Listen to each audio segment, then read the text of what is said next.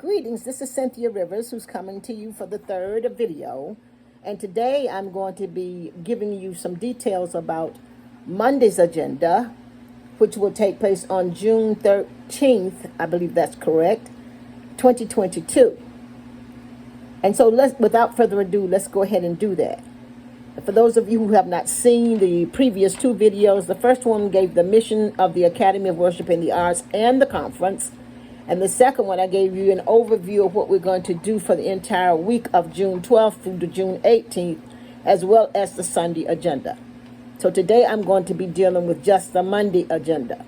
Okay, we begin at 8:30 in the morning on Monday with devotion by the Reverend Dr. Edith Kimbrough, who is Associate Minister of Capitol Hill Baptist Church in Nashville, Tennessee. Fantastic, wonderful, dynamic woman.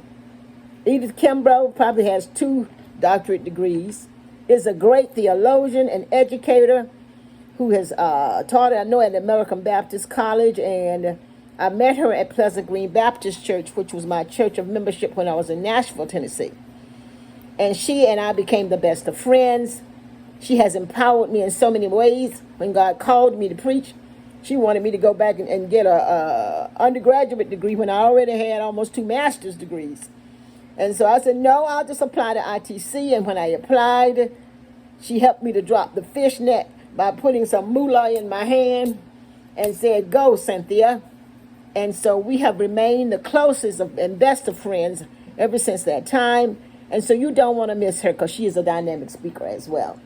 Following that devotional, we'll have our first workshop session, which will be 9 a.m. to 11 a.m., the historical evolution of music in the Black church, in Black church worship.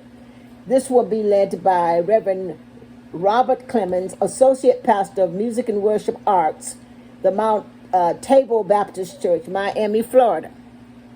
Now, this particular session was included because it is so important that we know our history. If we don't know our history, we'll fall in holes that our parents fell in or our ancestors fell in.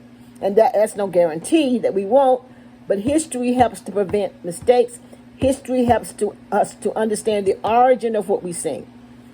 One concern I have about this area is youngsters, generations X, Y, and digitals. They sing arrangements of songs that originated in the slavery era, antebellum era, arrangements of hymns, and many times they think that's the original.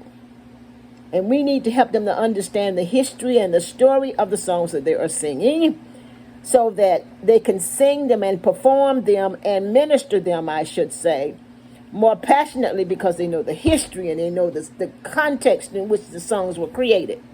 And so Dr. Clemens, I'm sure, will take us from the African patristic fathers all the way through hip-hop and rap and talk about the evolution and maybe demonstrate have some musical examples so you can see how things evolved. So we pray that you will join him in this session. Following him, his session at 9:11, we'll have 11 to 12 brunch break.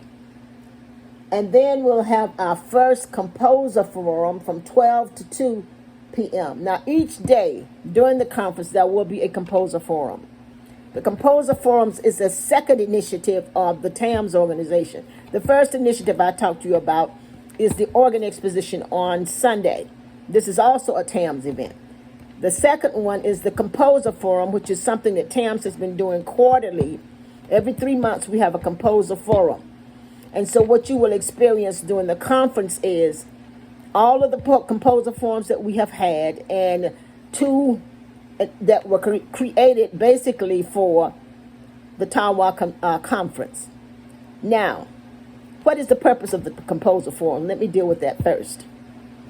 It was created to provide an avenue for unsung new composers who need to understand how to get their music published and how to have it critiqued and how to have it scored, etc.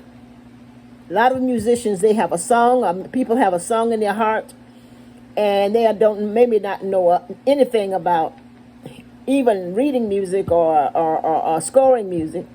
And so they can come to the TAMS organization and we will help them do one of two things.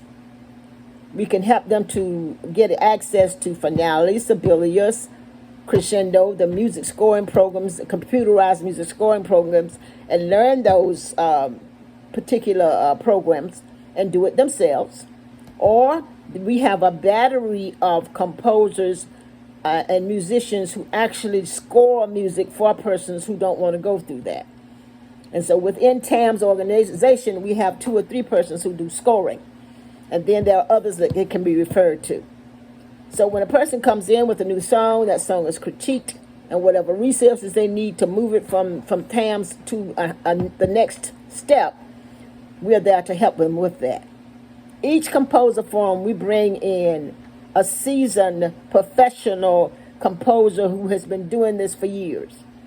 So they'll do a presentation and tell you their composer story, the challenges and strengths of their journey, and then they bring in examples of compositions that they have composed and share with you the song story of that.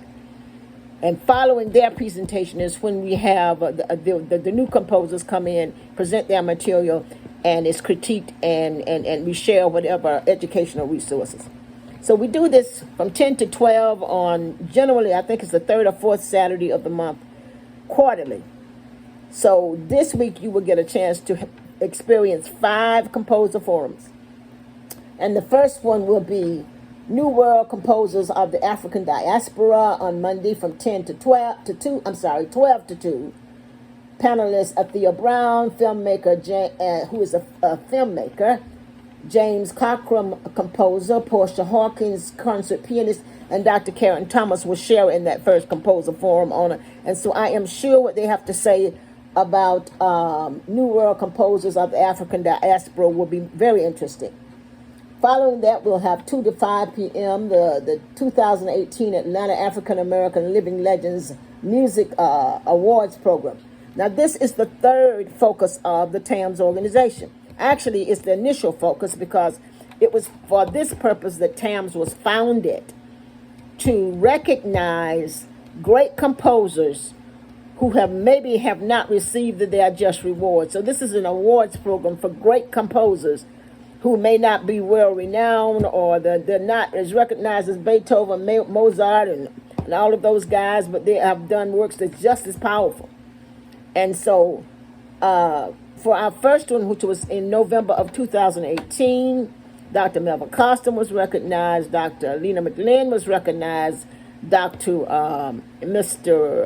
Lawrence Weaver was recognized, Mr. David Steels was our dedicatee because he passed before the event, and so we dedicated the first Legends program to David Steels, who's a great organist, and Dr. Mary Frances Early, who was on faculty at University of Georgia, proudly announced that I think in February of last year, they renamed the educational building there in honor of her, the Mary Frances Early Educational Building. What an honor for an African-American woman. And so that was our first Living Legends program, and you'll have a chance to view that between 2 and 5. It will be shown on Zoom between 2 and 5 on Monday.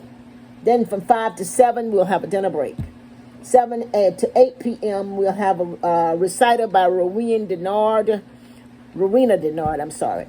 and she's another organist who was not able to perform on Sunday, so she will be doing her recital on Monday. From 8 to 9, we will have a historical tribute to the Wiley College Choir. Remember, we did FISC on Sunday, so we're having a different HBCU each evening, and the Wiley College Choir is directed by Dr. Gregory McPherson, and this will be a live performance. He is a member of TAMS, and he will be coming with his choir live at 8 to 9 p.m. on Monday evening. So, and of course, any donations that come in during that time will be given to Wiley. We thank you for listening to the Monday overview. And our next video, which will be our 4th one, will deal with our Tuesday agenda. Okay? Thank you. And we're looking forward to seeing you between the 12th and 18th. I know you are going to be enriched.